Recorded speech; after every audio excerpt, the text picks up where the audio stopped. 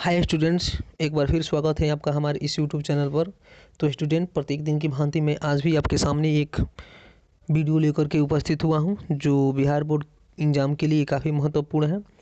और आज का हमारा हिंदी सब्जेक्ट है जिसमें कुल 30 प्रश्नों की संख्या दी हुई है और इस प्रश्नों को हम बारी बारी से सॉल्व करेंगे। तो चलिए आज हम आपको पहले प्रश्न की ओर ले चलते हैं। आज का हमारा पहला प्रश्न है, मंगमा को किससे विवाद था?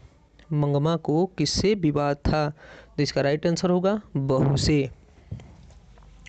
दूसरा प्रश्न है, बुढ़ापे की लाठी मुहावरे का सही अर्थ है? तो इसका राइट आंसर होगा एकमात्र सहारा। तीसरा प्रश्न है, हु आर सुद्राज किसकी रचना है? हु आर सुद्राज किसकी रचना है? तो इसका राइट आंसर होगा भीमराव अंबेडकर। ये प्रश्न बार बार पूछा जाता है तो इसको याद रखिएगा। चौथा प्रश्न है, श्रीनिवास किस कहानी के रचनाकार हैं? श्रीनिवास किस कहानी के रचनाकार है? तो इसका राइट आंसर होगा दही वाली मंगमा के। पांचवा प्रश्न है, ढहते विश्वास में किस राज्य की कथा है? तो इसका राइट आंसर होगा उड़ीसा राज्य। हमारा छठा प्रश्न है, परिवेश में कौन सा उपसर्ग है? परिवेश में कौन सा उपसर्ग है? तो इसका राइट आंसर होगा परी। आज का हमारा सातवां प्रश्न है, सिंहासन खाली करो कि जनता आती है।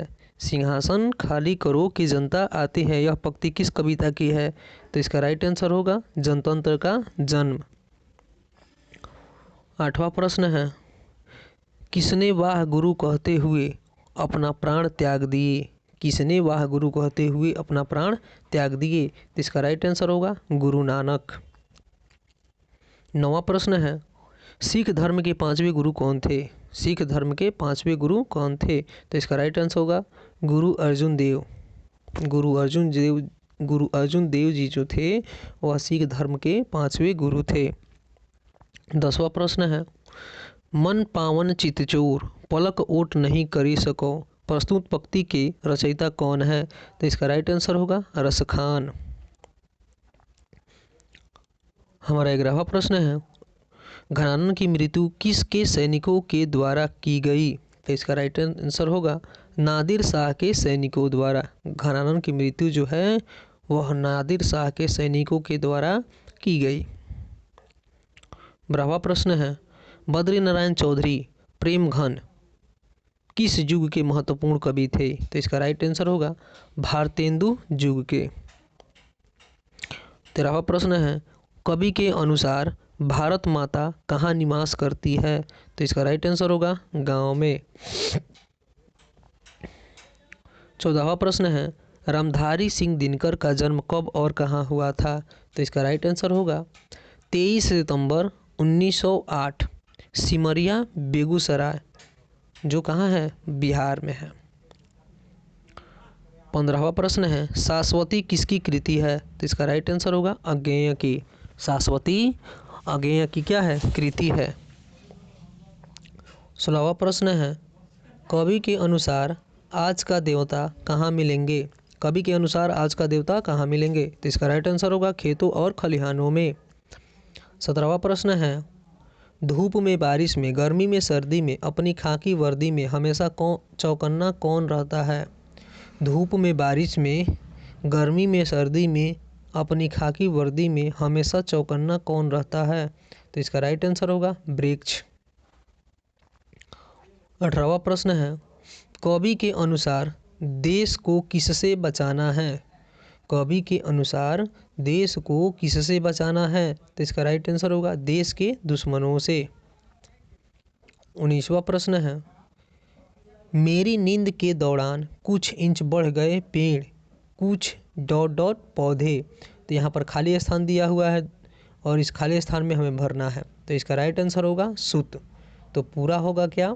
मेरी नींद के दौरान कुछ इंच बढ़ गए पेड़ कुछ सुत पौधे। 20वां प्रश्न है, बीरेन डंगवाल का जन्म कब हुआ था? तो इसका राइट आंसर होगा 5 अगस्त 1947। बीरेन डंगवाल का जन्म 5 अगस्त 1947 को हुआ था। 21वां प्रश्न है, अक्षर ज्ञान के लेखक है?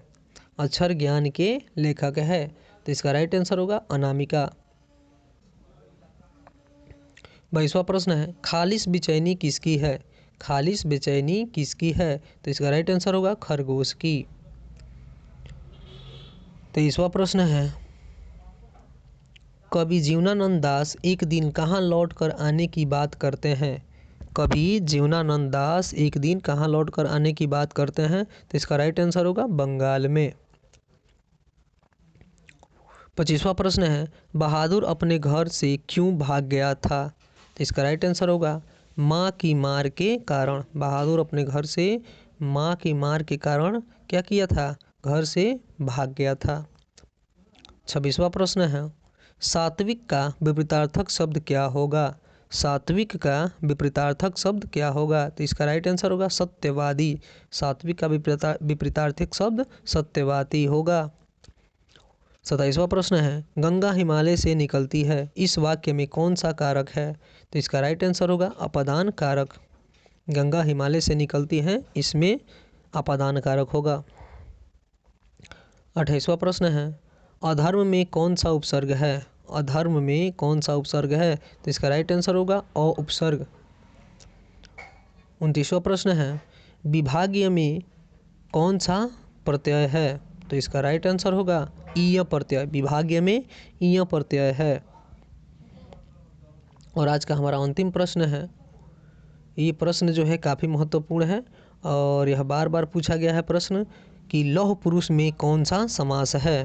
तो इसका राइट आंसर होगा कर्मधारय समास। लौह पुरुष में कर्मधारय समास है। तो ये रहा हमारा आज का वीडियो। तो वीडियो अच्छी लगे तो हमारे वीडियो को लाइक कीजिए, सब्सक्राइब कीजिए।